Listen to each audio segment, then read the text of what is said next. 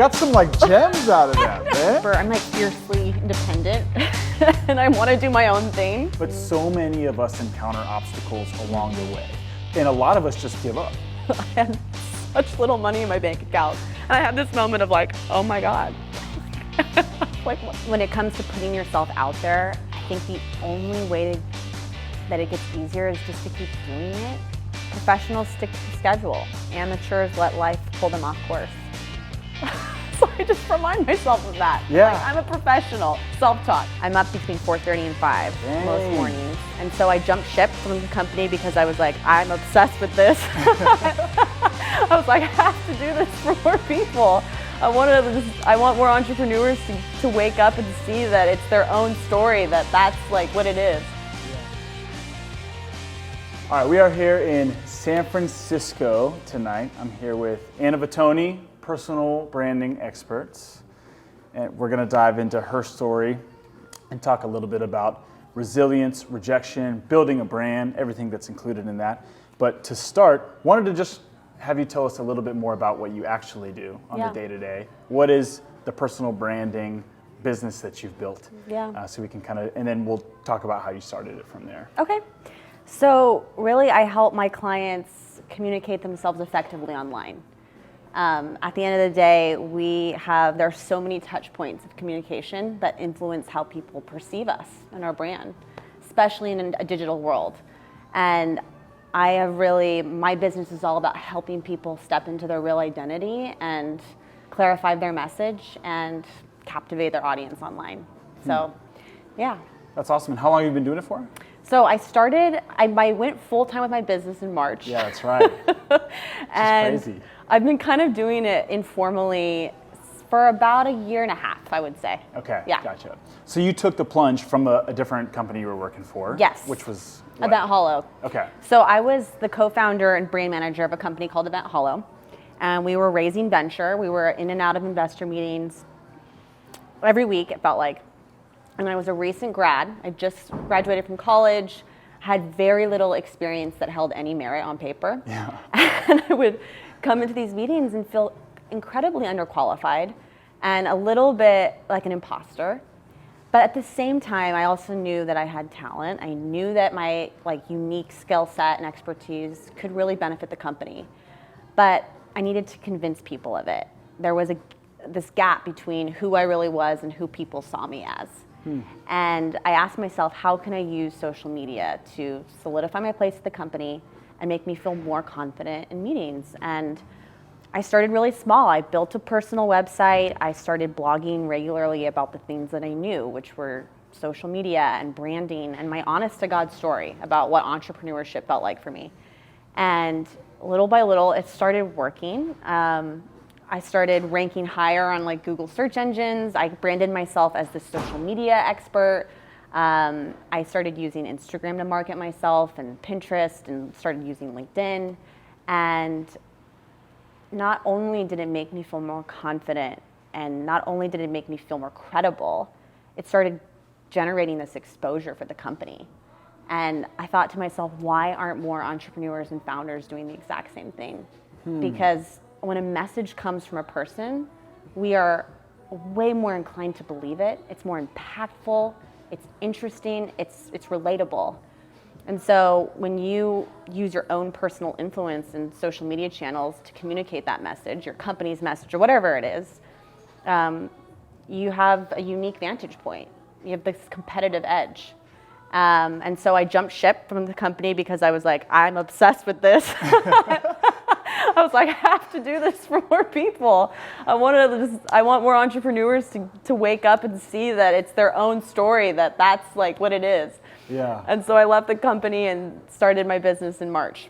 And that's so exciting. And here we are.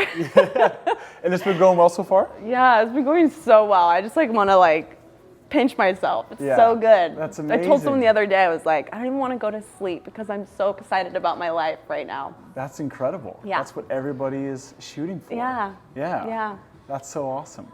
All right, so you had to have some innate entrepreneurial spirit. I mean, you started one company fresh out of college, and then you left that, or you co-founded that one. Yeah. And then moved over to this one, right? So where does that entrepreneurial spirit come from? You know what? I don't think I ever told myself I wanted to be an entrepreneur. I'm like fiercely independent and I want to do my own thing. I don't like when people tell me what to do. Yeah. So I honestly think that just stemmed from, I just want to do my own thing. A rebel. Yeah. Yeah. When I graduated school, I knew in my heart of hearts, I was like, I cannot get a 9-to-5 that I half enjoy. That would crush my soul. Yeah. I could not fare. I couldn't do it. So I had to figure it out. I really wanted to create a job and create a life that I love. Yeah. That was my number one priority. Right. Well, I think that's something that so many people strive for. And those are the exact type of stories that I love getting into, especially on this podcast, Yeah. right? It is about growth. Yeah. And it's about recognizing the path that you want to pursue. But so many of us encounter obstacles along the way. And a lot of us just give up. Yeah. At the first sign of any of those obstacles. And that's why so many people are out there working the 9-to-5 jobs. Yeah. So it is amazing to me that you have navigated through that, helped start one company, now you're starting your own, Yeah. and they're going well. So let's get into that. Like when you were starting, I'm sure you had to encounter some obstacles. You didn't, totally. didn't get here scot-free. Yeah, so what were some of the first challenges that you hit starting the businesses? Oh my gosh. It's one thing to be really good at your craft. I could say I'm a great personal brand strategist. I'm great at personal branding, or Amanda's great at social media, or Jake's good at sales. It's a whole nother rodeo to be good at business. Just because I'm a good personal brand strategist doesn't mean I know how to run a business. I know how to build a brand. So for me, it was like, I have this skill set and I know how to help people, but how do I help people? How do I create packages that actually meet my audience's needs? Yeah. That was the hardest part. I would just gruel over these packages. Like, how do I do this? How do I set my business up? And really, that's what business is. It's like, how do you provide solutions for people? That's what it is. Right. So, and then being able to communicate what that is to people. So have the business, and then now what's the message? How are you, how does your business relate to the people who need it? Yeah, basically? yeah. That was a struggle for me. Well, how did you go about it? And I get where you're coming from, because I have seen firsthand how much work goes into taking this piece and that piece, and the branding, and the marketing, and the sales, and the leadership involved, and so where did you turn to when you were trying to piece this together? So I would say a mix of, I worked really closely with my mom, actually. My mom was kind of like my brand strategist, honestly. I would just, throw around ideas with her. It helped to have someone to brainstorm things with. I drove her absolutely insane. I would not stop talking about it, but she was with me through the whole thing, which really helped. So get yourself a coach, get yourself a strategist. It makes all the difference. And then 2, experience. You just have to put yourself out there. Yeah. It's not going to be perfect. You're going to mess up. You're going to, sometimes it's not going to make any sense.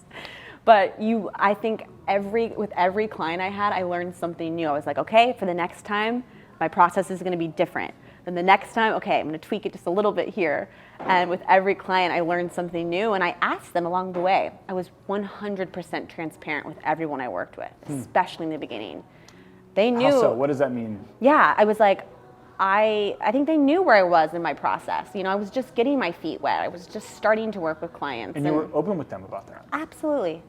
I really wanted to be open. Of course, there was a level of professionalism that I wanted to maintain, but I really believe that when you do put it out on the table like that, show all your cards, it's like people are rooting for you. They want you to succeed too. So they'll work with you. They'll meet you where you are. And as long as you are showing up and providing a good service for them and helping them, they can see that, then I think people are more forgiving as they're just starting out too.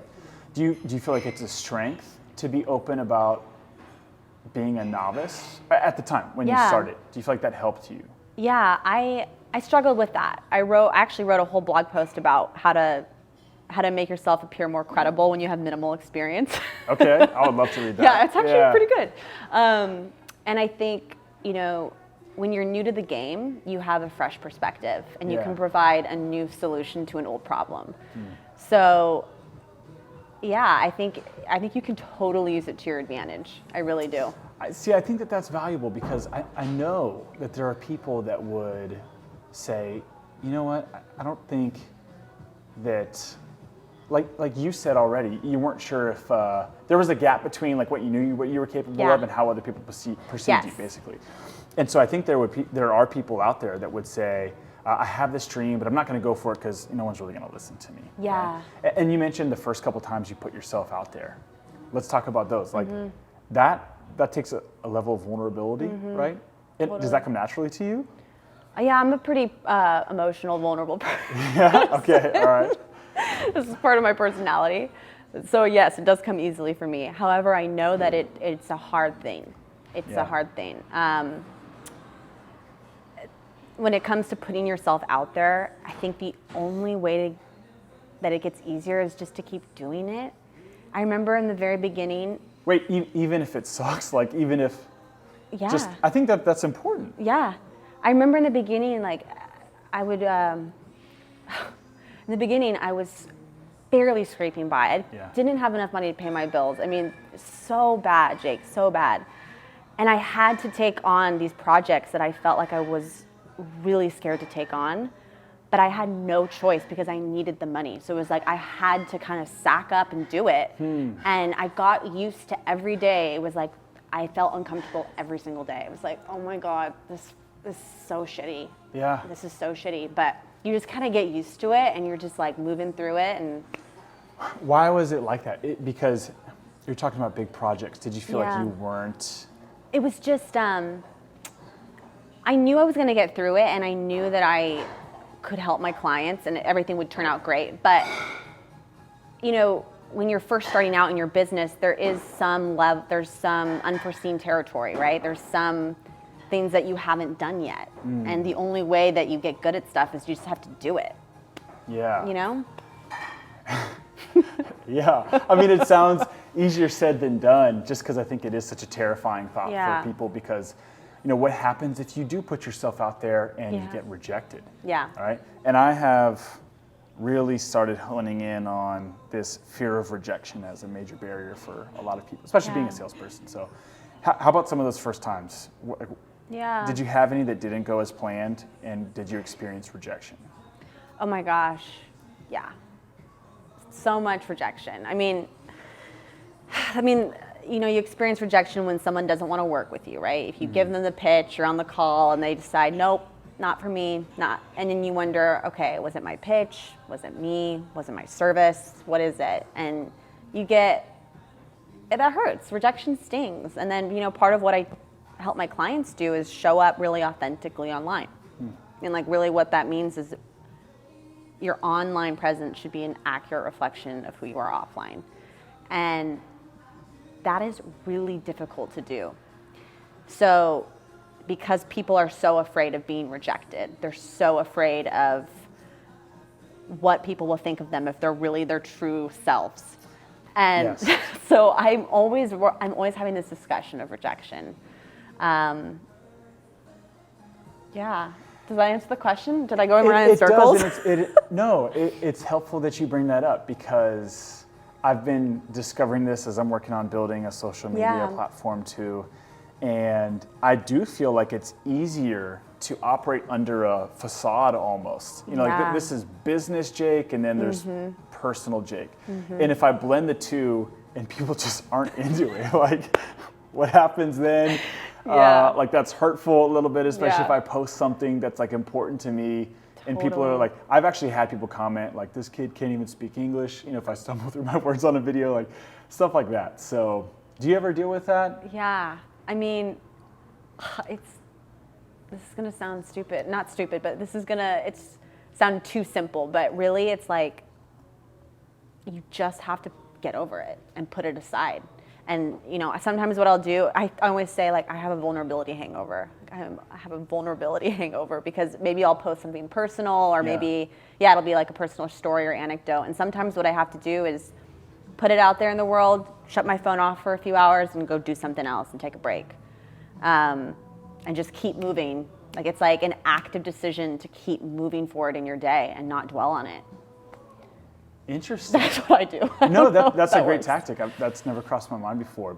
And you do that so that you can not worry so much about the feedback. Yeah. Okay. Yeah. Okay. I mean, generally, when you're super honest, like people can smell inauthenticity from a mile away. But when you are really yourself and you have enough courage to do that, especially in a digital space, people are really receptive. People are naturally kind-hearted. They are rooting for you. And I found such good feedback when I'm really myself and when I'm personal with people and share some vulnerability. Yeah. I love that you said that people are rooting for you. I think that if more people operated under that pretense, you're like, no, I don't have to worry so much about being rejected because these people are rooting for me. That's what I tell myself. I'm like, everyone's on my team, right? Wow, yeah. Why not? Yeah. Who's to say they aren't? Do you ever engage or participate in self-talk? I know that's a huge thing in terms of building confidence. Do you do that? So self-talk meaning speaking out loud to yourself? Yeah, like kind of. We're not necessarily. It doesn't even have to be out loud, but like you just said, I tell myself people are rooting for me. Oh, I'm Is this something that you self-talking do? all day. Are you? Okay. Do other people do that? Because I do that all day. Yeah. No. Absolutely. Absolutely. Yeah. There's always this inner dialogue happening. Like, okay, on to the next thing. Hyping myself up or calming myself down. I'm on day 18 of meditation.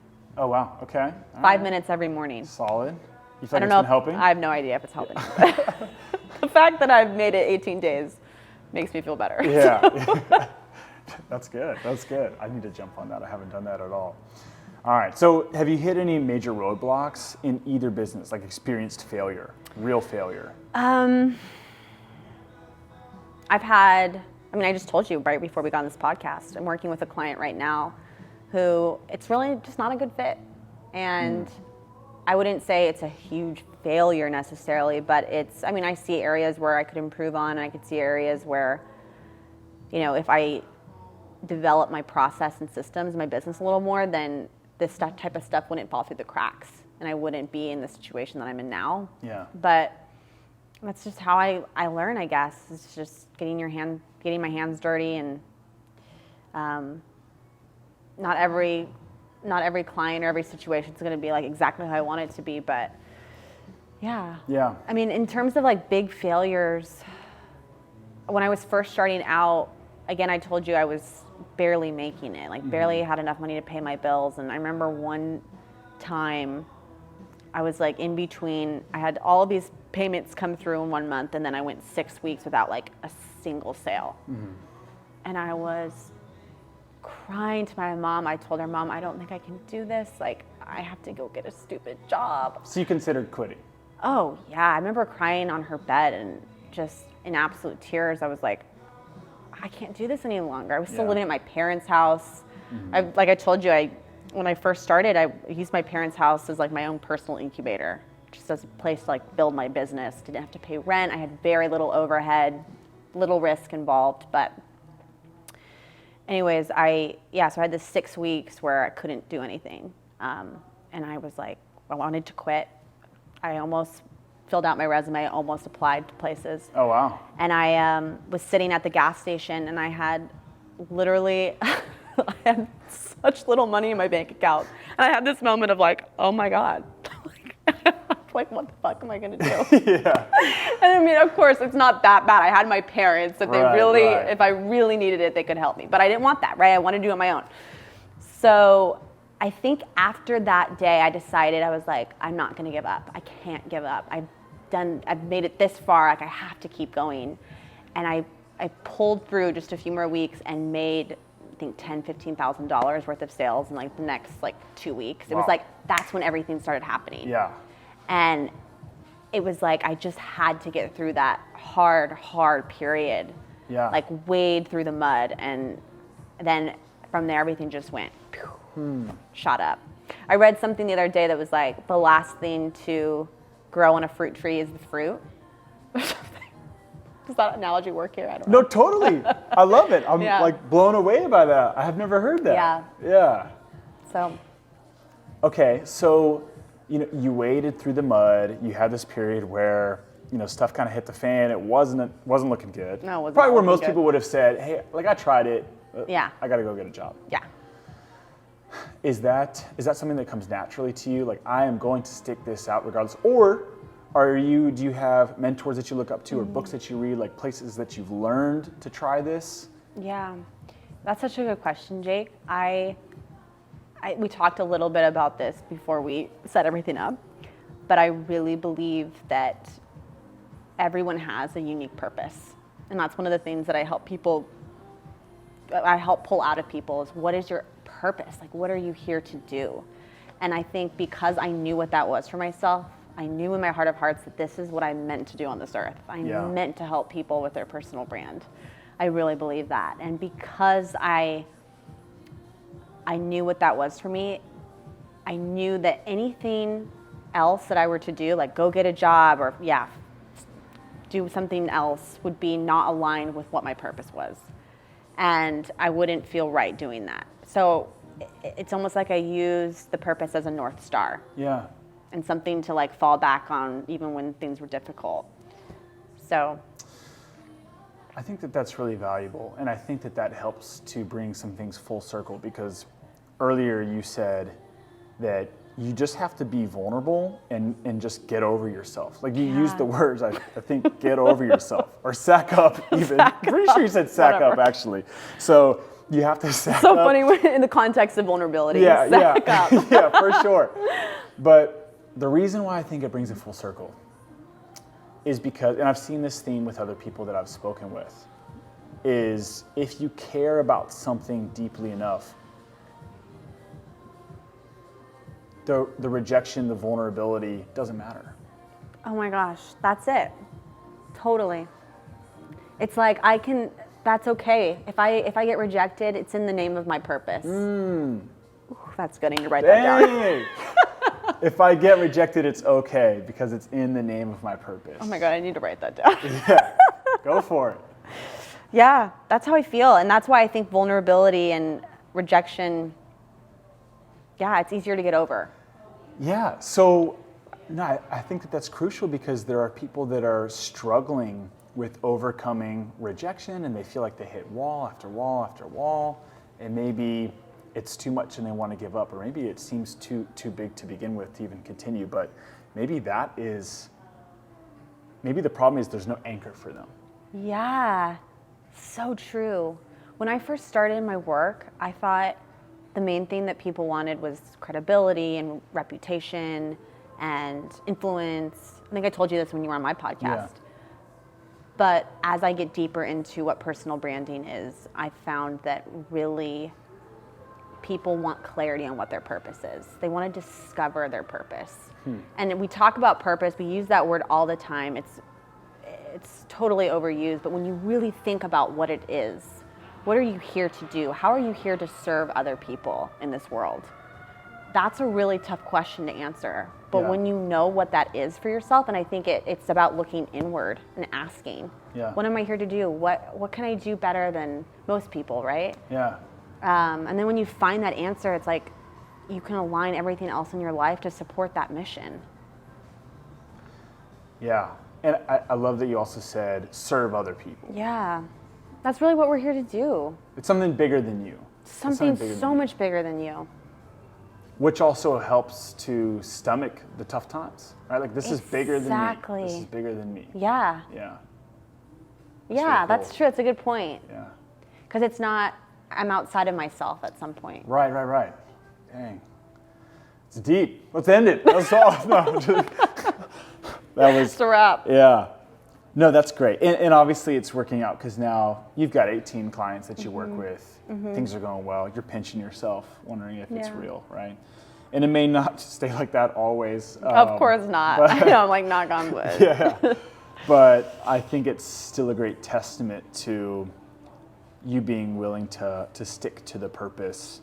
And I think operate with a craftsman mentality, right? Yeah. Versus passion. Like passion can maybe ebb and flow. And when things are going really bad, that's where we can question.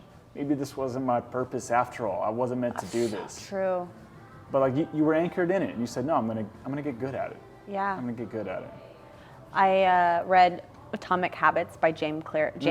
Yeah. I don't know if you've ever read it. Yeah, and he talks about how the real professionals, the people who become a master at their craft, are the ones who have to just get over the boredom of doing the same thing over and over and over again, which is working on your craft or, mastering your business.